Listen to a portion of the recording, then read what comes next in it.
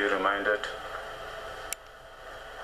If I remind you, I use the foul language. Or the F? Oh, wait. Yes. Profusely and unconditionally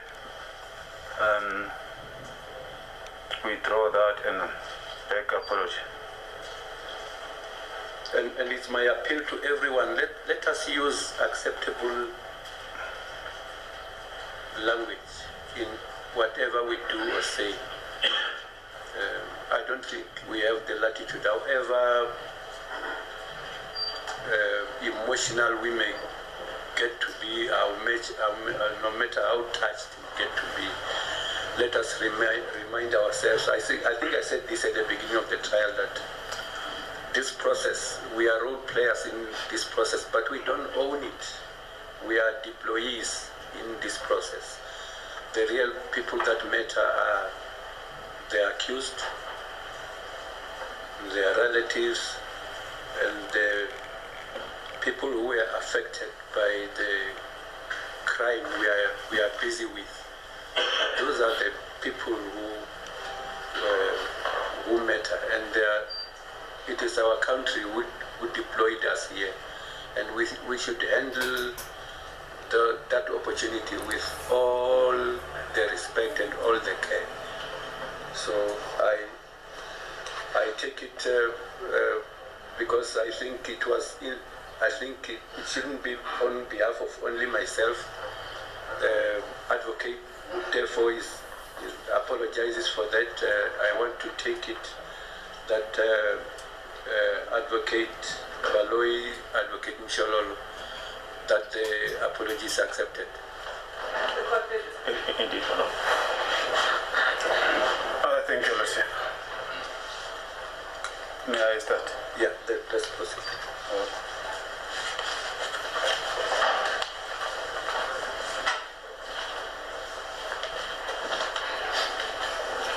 And I also apologize to Mr. Meyiwa, Your Lordship.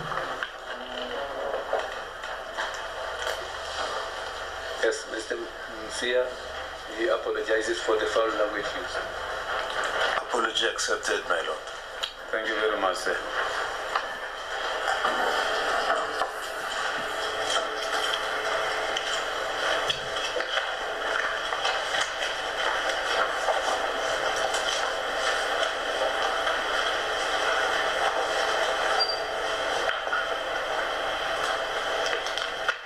And good morning once more, Mr. Meyiwa.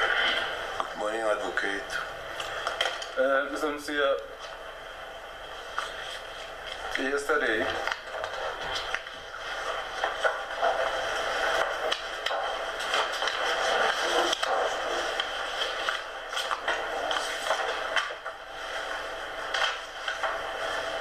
the two dockets, 636 and 375, were fully introduced to you in details. In details, I'm also referring to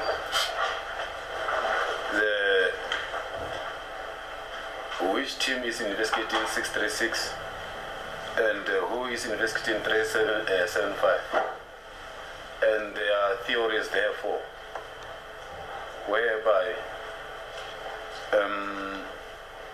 there has always been the allegation that under 636 the two perpetrators entered the house and they left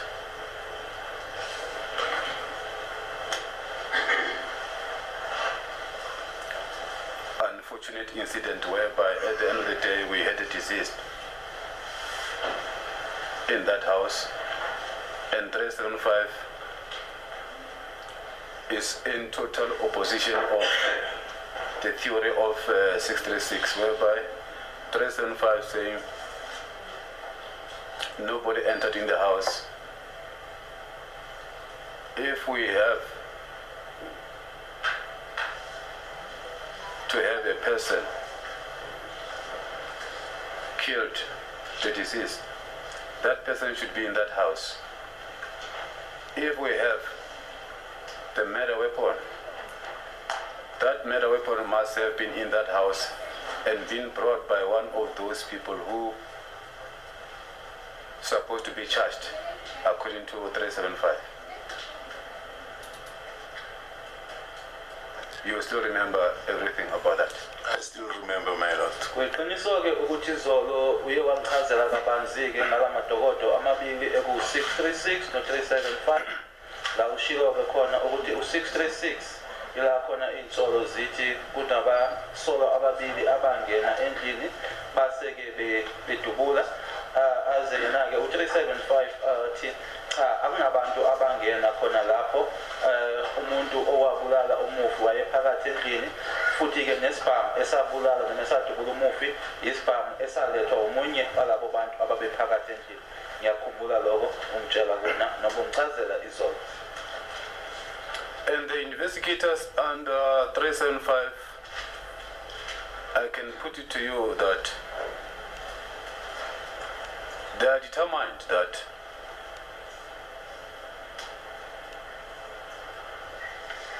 the people earmarked to be the suspects, for which the number is 7,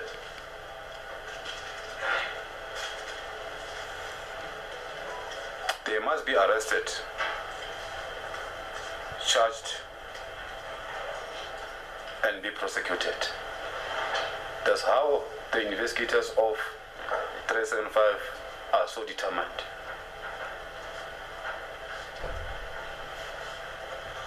Do you have anything to say? Nothing to say on that, my lord. Ngeshwa-ke anginalutho engakusho kungitshela kona ukuthi-ke abaphenyi baka-375 bayimisele ukuthi labasolwa abawu-7 abashiwo-ke noma bachaziwe izolo ukuthi kufanele ukuthi baboshwe bamangalelwe base-ke futhi-ke bayashushiswa. I suppose those investigators will be called to come and testify. Otherwise, what has just been put to the witness will amount to no more than hearsay, my lord. Thank you, Lordship. I was supposed to say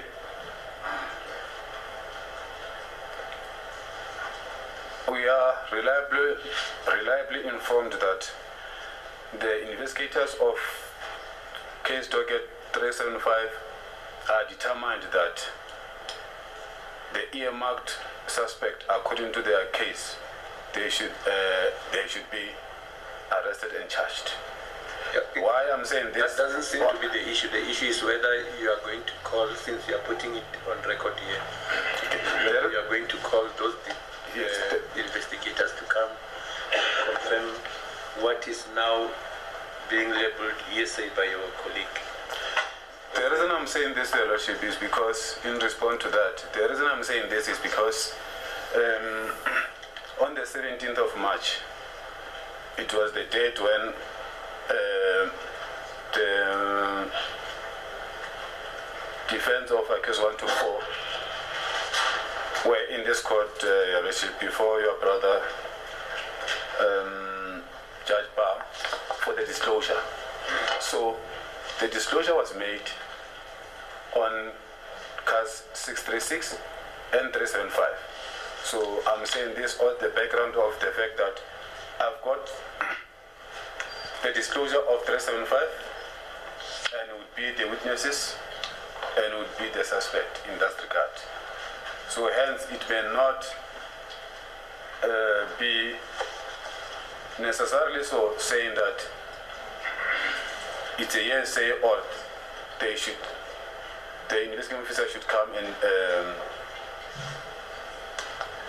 confirm what I put to the witness here, because naturally the investigating officers of that case docket, if it happened that the docket is prosecuted, they will be the state witnesses, not the defense witnesses. Will there be state witnesses in this? Remember, we are within this case. In the 375. I keep on reminding you that here we are about this case. If I accept hearsay evidence on the basis that that hearsay evidence, the so-called hearsay evidence, will no longer be hearsay evidence in another trial, I don't think I would be acting in a manner correct. If I determine hearsay evidence within this trial, that hearsay evidence should comply with the requirements for the acceptance of hearsay evidence in any case. Your Lordship, I should put it this way, that it's a common cause now. As per my introduction to the witness, it's a common cause that for the single incident that happened at 13511 Kutano Street, Fosloras, that one single incident whereby the disease was shot and killed, it has got 2 police dockets. Something that, in my own, it's an unprecedented thing in my career as a lawyer, whereby I've never been in a case whereby for the single incident there are 2 dockets with different investigating officers with a different theory, and for the same people, whereby these people, these investigators, both of them, the both team are from South African Police Service. It's now like a territorial battle now. It cannot be that they are from South African Police Service for the single incident, but the theory in their docket is different, and they are pursuing different suspects. Advocate Tefo, what you are narrating now makes for very interesting listen. But one other thing that is also unprecedented is where hearsay evidence is accepted within proceedings on the basis that in another case it will no longer be hearsay evidence. I think what your colleague seeks is that you lay the basis for the hearsay, for the acceptance of the hearsay evidence, and also indicate whether you are going to call those people whom you say are determined, more than determined, to come and testify in justifying the acceptance of the hearsay evidence. That is the issue before us. Okay. Yeah, Your Lordship. Let me cut to the chase. If need be, they will be called. Come again. If need be, they will be called. There you are, Advocate Ngobeni. Very well, my lord. Okay. Sir?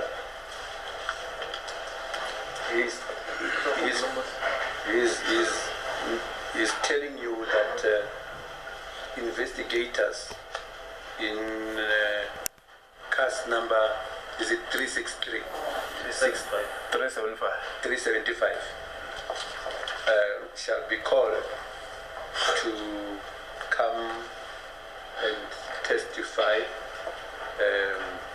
about this case, and what they're going to testify about does not point to the people in the dock in this case. It points to other people who are not in the dock. Understood, madam. Yeah. And what is your... No comment on that. Anampendulo-ke ukuthi uma ngabe sikhona ke isidingo noma uma ngabe kwenzeka-ke abaphenyi noma abaseshi laba baka-375 bazobizwa, uyena-ke umele ukuthi bazofakaza. Anginayo impendulo lapho. Currently, would I be correct, Mr. Msia, to say you are here to testify under the pretext of Foslora's case 636-10-2014? Am I correct? That's correct, my lord. Mina-ke ngikhona la ngokuthi ngizofakaza ngaleli idokodo liwu 636-10-2014.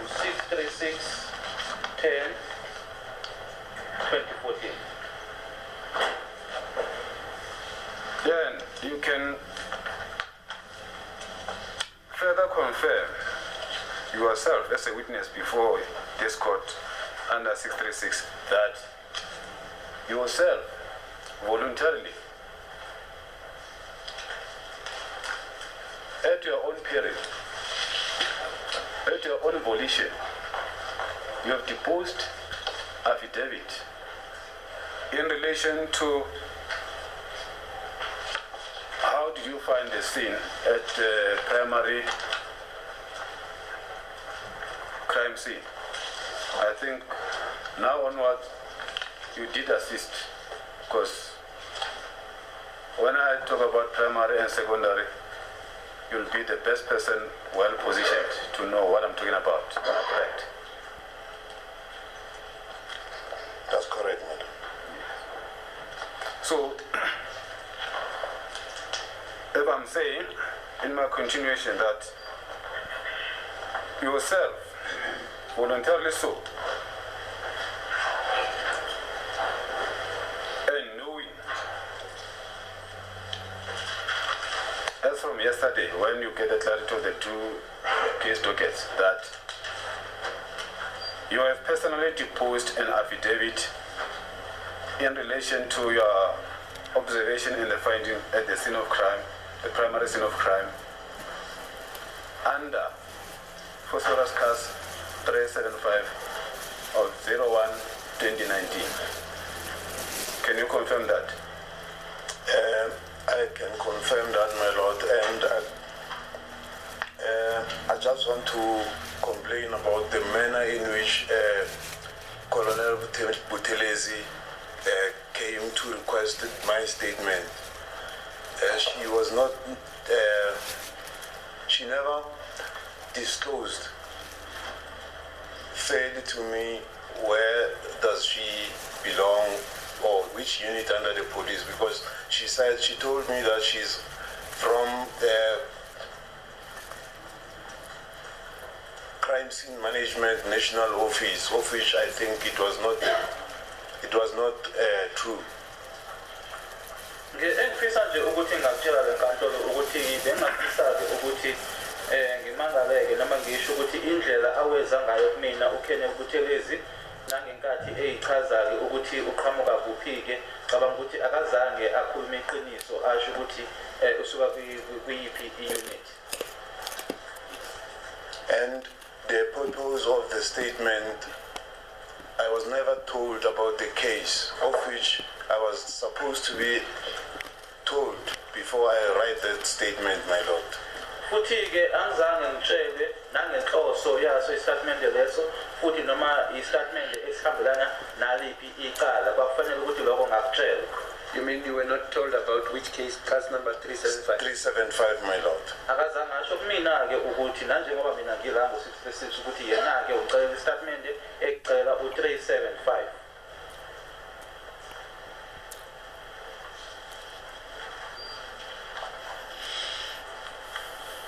Yes. Mr. Msia, I don't have a doubt, but I'm definitely sure that myself, no, my learned colleague Advocate Valoi, or the Honorable Court can do anything about your complaint that you seem to be lodging now as you are sitting in the witness box. From you, in relation to my question, I needed you just to confirm, indeed, the exhibits D, which is your affidavit that you deposed, it was in relation to case docket 375. Yes or no? No, I was not aware by then, my lord. Cha ngangingazike ngaleso sikhathi ngangibhala sona istatement leso ukuthi mina ngibhalela istatement ngibhalela idokodo eli-375. I'm not asking you in relation to other day. I'm asking you, departing from yesterday, then when we confirm, and yesterday, you never lodge a complaint or register a complaint Yesterday, you've answered